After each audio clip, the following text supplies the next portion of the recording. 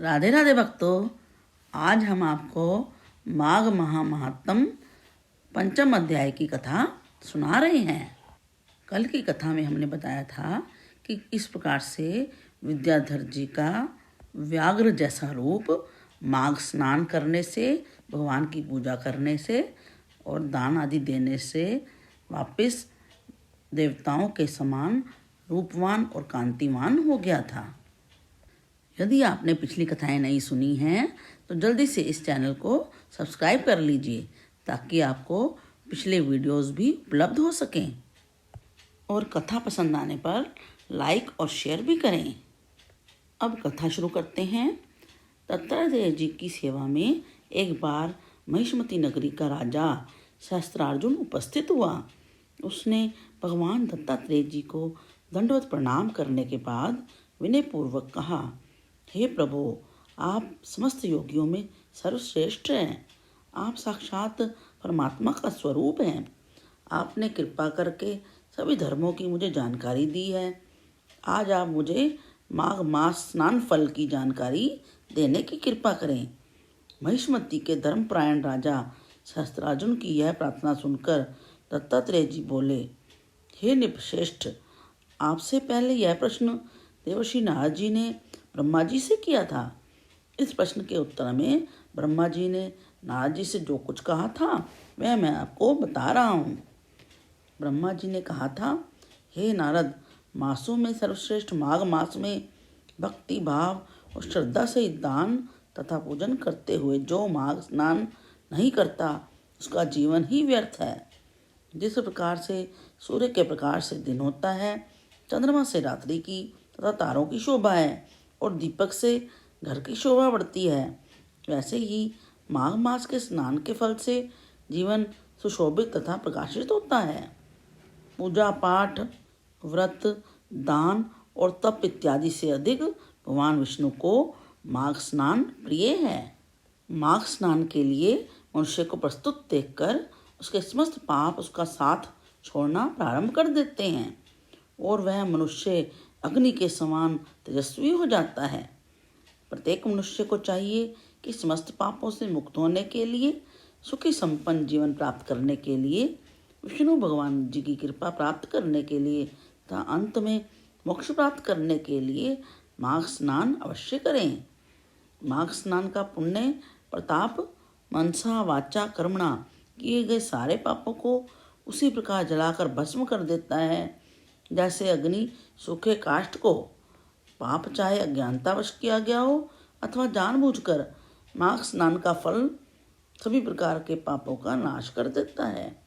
धर्मात्मा, तपस्वी तथा प्रभु भक्त माघ स्नान के फल से स्वर्ग को प्राप्त करते हैं, तो पापी तथा घोरपातकी तक माघ स्नान के प्रभावों से पापों से मुक्त होकर शुद्ध हो जाते हैं। यह माघ स्नान पापियों का उद्धार करने वाला है। हे राजन, माघ मास के व्रत के विषय में मैंने जो कुछ भी आपको बताया है उसमें किसी प्रकार की शंका या अविश्वास करना पाप है। जिस प्रकार से भगवान विष्णु की आराधना सभी मनुष्यों को करनी चाहिए, वैसे ही माघ स्नान की सभी मनुष्यों को करना चाहिए। भगवान दत्तात्रेय जी ने आगे कहा, हे राजन, बाहर से इतना सुंदर दिखने वाला मनुष्य का यह शरीर अस्थियों का स्तंभ है तथा स्नायुओं का बंधन है। यह रक्त और मांस से युक्त है और चर्म में लिपटा हुआ है। यह शरीर अनेक प्रकारों के मलों का स्रोत है और मलमूत्र इत्यादि को धारण करने वाला है। यह जरा, रोग, शोक, मोह, दुख, द्वेष, विपत्तियों तथा अनेकों शारीरिक एवं मानसिक संतापों से घिरा है। यह शरीर निंदा, निर्दयता, द्रोह तथा अनेकों दुखदायी कष्टों से घिरा है। इस शरीर की स्वभाव से ही अधर्म और पाप की ओर रुचि तथा प्रवृत्ति रहती है। काम, क्रोध, लोभ, मोह, मद इत्यादि समस्त नरक के द्वार मानव शरीर में हैं। वासनाओं एवं इच्छाओं में डूबे रहना तथा ईर्ष्या करना इस मानव शरीर का स्वभाव है। मृत्यु के बाद यह मानव शरीर नष्ट माना जाता है। इसे जला दिया जाता है अथवा भूमि में दबा दिया जाता है या जल में प्रवाहित कर दिया जाता है। यदि यह ना किया जाए तो शरीर में कीड़े पड़कर इसे नष्ट कर देते हैं। यह जानवरों, पशु पक्षियों, कुत्ते, चील, कौवे, गीद, सियार इत्यादि का भोजन बन जाता है। ऐसे क्षणभंगुर शरीर को पाकर मनुष्य पता नहीं कितना बदान्ध हो जाता है, जो अनेकों प्रकार के पाप कर्म करता रहता है। इसलिए बुद्धिमान मनुष्य का कर्तव्य है कि इस क्षणभंगुर शरीर को पाकर माघ स्नान आदि शुभ कर्म अवश्य करे। मनुष्य का धर्म है कि वह दान, तप, भजन, व्रत, उपवास आदि शुभ कर्म करके अपने इस लोक और परलोक को संवारने का यत्न करे। जो ऐसा नहीं करते हैं वे अपने लोक परलोक दोनों को ही बिगाड़ डालते हैं और नरकों में जाकर यातनाएं भोगते हैं। जीवन का सार तत्व समझाते हुए दत्तात्रेय जी ने आगे कहा, हे राजन, विष्णु भक्ति से हीन ब्राह्मण को मृतक समझना चाहिए। विष्णु भक्ति से रहित मनुष्य कीट पतंगे के समान है। इसका जन्म लेना व्यर्थ हो जाता है। छल से युक्त धर्म, क्रोध से युक्त तप, दृढ़ता से रहित ज्ञान तथा अभिमान और अविश्वास से युक्त शास्त्र श्रवण इत्यादि सभी व्यर्थ हैं। भक्ति और आस्था से रहित गुरु और ब्रह्मचारी समाप्त हो जाते हैं। केवल अपने लिए बनाया गया भोजन व्यर्थ है। कृपण का धन भी व्यर्थ है। इसी तरह अभ्यास रहित विद्या भी व्यर्थ है। हे राजन, क्रोध से ज्ञान का नाश होता है। चित्त अशांत तथा व्यग्र होने से जब तप व्यर्थ हो जाते हैं। कृपण का धन व्यर्थ हो जाता है। निधनता के कारण मन में उत्पन्न इच्छाएं व्यर्थ हो जाती हैं। इसी प्रकार से पवित्र तथा धार्मिक जीवन व्यतीत न करने वाले मानव का जीवन व्यर्थ हो जाता है। दत्तात्रेय जी आगे बोले, हिंसक, क्रूर, स्वर्ण चुराने वाले, ब्रह्मत्या करने वाले, परिस्त्री गमन करने वाले और मद्यपाई ये सब के सब महापातकी हैं। इनकी संगत में रहने वाले भी पाप के भागी बनते हैं। हे राजन, यदि ये महापातकी भी नियम पूर्वक माघ स्नान करें, पुण्य दान करते हुए धर्म और सत्य का आशय लेकर जीवन व्यतीत करें, तो महापातकी भी पापों से मुक्त होकर स्वर्ग को प्राप्त करते हैं। भगवान विष्णु ने स्वयं कहा है, यदि ब्रह्मघाती, हिंसक, हत्यारे इत्यादि सभी प्रकार के महापापी भी सूर्य उदय के पूर्व ही माघ स्नान करें तो उन्हें भी हम सब पापों से मुक्त कर देते हैं। हे राजन, जब माघ स्नान की कृपा से महापातकी मुक्त हो जाते हैं तो साधारण और छोटे पापों से मुक्ति तो सहज ही स्पष्ट है। इसलिए महापापनाशी माघ स्नान अवश्य करना चाहिए। जिस समय ब्रह्म मुहूर्त में मनुष्य माघ स्नान प्रारंभ करता है, उस समय उसके पाप इस तरह कंपायमान होने लगते हैं जिस प्रकार से प्रचंड वायु वेग से पीपल के पत्ते कांपने लगते हैं।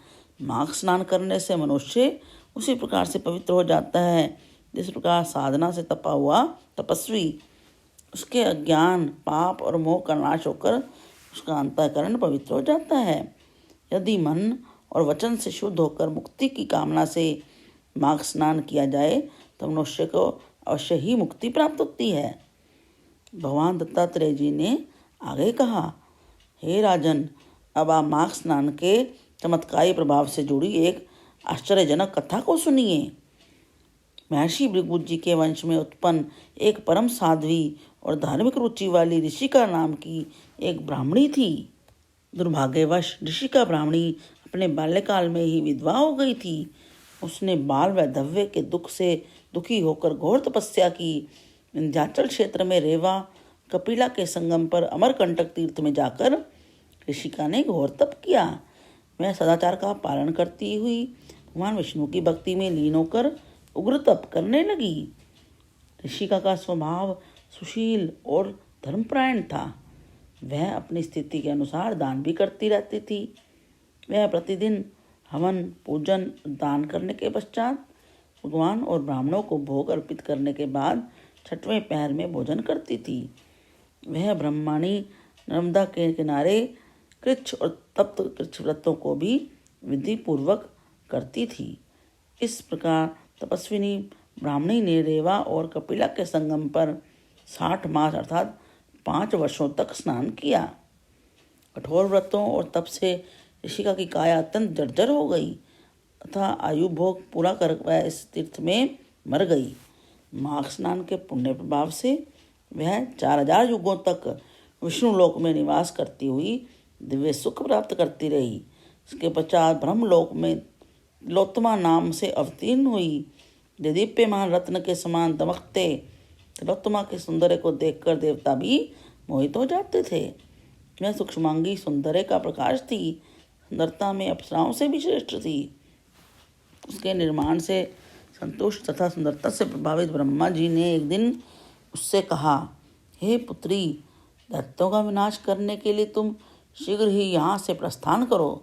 संसार को अपने अत्याचारों से घोर दुखी करने वाले सुंद नामक महाबली दुष्ट दैत्यों का नाश करके संसार में अहिंसा, अभय, ईश्वर भक्ति तथा धर्म की स्थापना करो।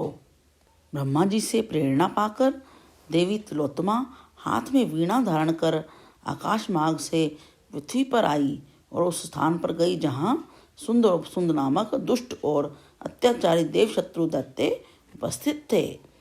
वहाँ आकर उस देवी तिलोत्तमा ने रेवा के पवित्र जल में स्नान करके दिव्य भड़कीले सुंदर लाल रंग के वस्त्रों को धारण किया।